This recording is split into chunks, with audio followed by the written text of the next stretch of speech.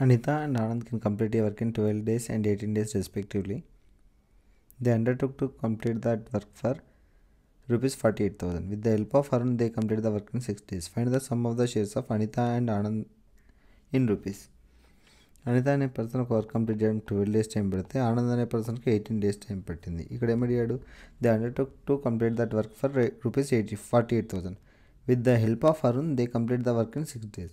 With the help of Arun they complete the work in 6 days. 6 daysలో work complete చేశారు. అప్పుడు total work ఏమవుతుంది? Total work అనేది 12, 18, 6 యొక్క ఎల్సిఎం అనేది టోటల్ వర్క్ అవుతుంది. 12, 18, 6 యొక్క ఎల్సిఎం విల్ బి 36. అప్పుడు ఎఫిషియన్సీ ఆఫ్ అనిత ఏమవుతుంది? 36/12 అంటే 3 అవుతుంది. అనిత ఎఫిషియన్సీ 3 అవుతుంది. 36/18 ఆనంద్ ఎఫిషియన్సీ విల్ బి 2 అవుతుంది. అనిత ఆనంద్ అరుణ్ ఎఫిషియన్సీ 36/6 అంటే 6 అవుతుంది. ఇక్కడ మనకు అనిత ఎఫిషియన్సీ 3 తెలుసు, ఆనంద్ ఎఫిషియన్సీ 2 తెలుసు. వీళ్ళ ముగ్గురు ఎఫిషియన్సీ 6 అంటే 3 + 2 5. ఈ టోటల్ ఈ ముగ్గురు యొక్క ఎఫిషియన్సీ 6 నుంచి 5 వెళ్ళిపోతే అరుణ్ ఎఫిషియన్సీ ఏమవుతుంది? Arun efficiency will be 1.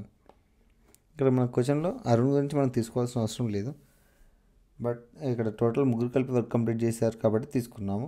Arun efficiency 1. Question ఏమంటారు? Find the sum of the shares of Anitha and Anand in rupees అన్నాడు. టోటల్ ఎంత? వీళ్ళు ఎఫిషియన్సీకి అనుగుణంగా మనకు శాలరీ అనేది డిస్ట్రిబ్యూషన్ చేయాలి కాబట్టి 3 + 2 5, 5 + 1 6. ఆల్రెడీ ఇక్కడ 6 అని వచ్చింది. ఈ 6 parts అనేది ఎంత? 6 parts = 48,000. మన క్వశ్చన్ ఏమడిగాడు?